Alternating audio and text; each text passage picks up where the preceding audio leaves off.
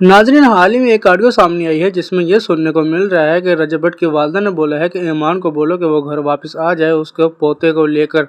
उसको आखिर घर से कौन निकालेगा, उसको कोई कुछ नहीं बोलेगा। अगर कोई बोलेगा तो मैं सामने आ जाऊंगी, मैं ईमान को डिफेंड करूंगी। नाज़रीन, कुछ अर्सा पहले इन दोनों की सिचुएशन को देखते हुए, कंट्रोवर्सी को देखते हुए, दोनों फैमिलीज़ के बड़े एक दूसरे के ऊपर इल्ज़ाम वगैरह लगा रहे थे। तो अब अचानक से ऐसा क्यों सुनाई दे रहा है कि दोनों फैमिलीज़ के बड़े घर को बचाना चाहते हैं। देखो, यहाँ तो इन लोगों को लग रहा था कि ये जितना अर्सा तमाशा लगा सकते हैं वो लगा लेंगे और कोई भी डिवोर्स वगैरह नहीं होगी। लेकिन जब इनके बेटे ने यानी कि रजब ने सीरियस एक्शन ले लिया तो अब दोनों को लग रहा है कि उनका बना बनाया खेल यहाँ तो ख़राब हो गया है, या फिर ये लोग ये शो करवाना चाहते हैं कि देखो, हम लोग तो चाहते थे कि इन दोनों बच्चों का घर आपस में बच जाए और हम लोग इतने बुरे नहीं हैं जितना हमको सोशल मीडिया पे बताया जा रहा है। हम तो हर हाल में इन दोनों का घर बचाना चाहते हैं।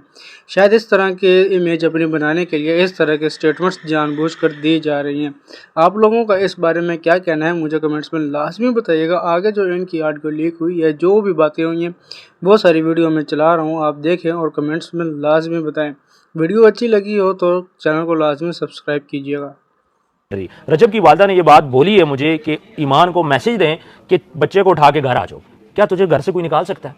अगर रजब कुछ कहेगा मैं सामने खड़ी हो जाऊंगी, मैं सामने खड़ी हो जाऊंगी। और दूसरी बात ये उसने बोली है कि भाई मैं इतनी जालिम नहीं हूं कि अपनी बहू के साथ में जाती करूं।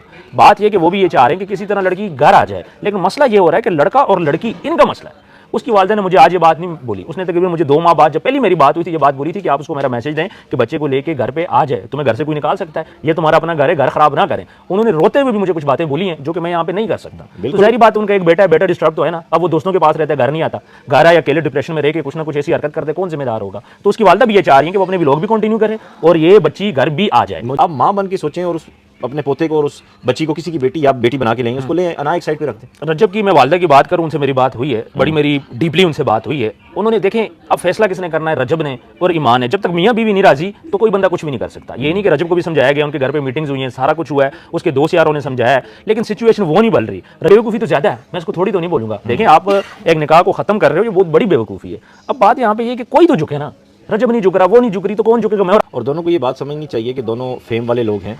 अब रजब की फॉर एग्जांपल आईडी को कोई लड़की लाइक कर देती है, बेशक फेक आईडी हो, तो उस पर ईमान का लड़ना बनता नहीं बनता। या तो आप रजब को बोलो भाई छोटा सा तू घर ले ले, या घर तो चले उसके पास है, छोटा सा कोई बिजनेस कर ले, मैं गुजारा करूंगी, मुझे पैसा नहीं चाहिए। फिर तो बात समझ आती है। आप उसे बोलो जी सोशल मीडिया छोड़ दो, लेकिन आपको पैसा भी चाहिए, सोशल मीडिया भी चाहिए, फेम भी चाहिए, मेरे भाई को भी फेम चाहिए।